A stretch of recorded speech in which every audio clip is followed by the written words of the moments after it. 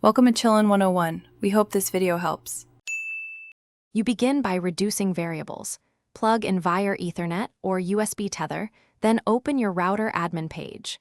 Enter admin credentials and note the firmware and device list so you can spot anomalies. Scan for unknown MACs and check DHCP leases.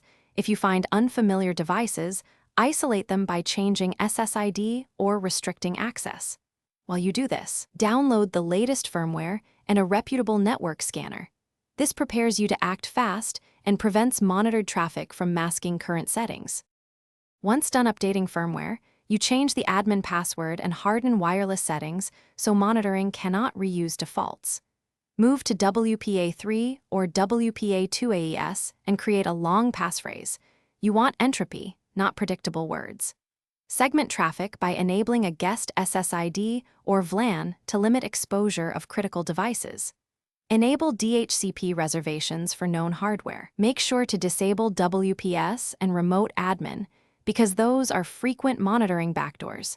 These steps close attack. Finally, you verify changes by running a network scan and short packet capture to confirm no unexpected traffic remains. Reboot router and key devices so new settings apply, then confirm DHCP leases and firewall rules show correct entries. If connectivity breaks, roll back the last change or restore a selective backup rather than a full config to isolate the cause. Troubleshooting tip: if monitoring persists, perform a factory reset and reconfigure manually.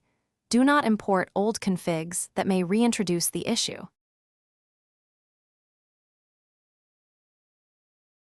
Thanks for watching. Consider subscribing if we helped you.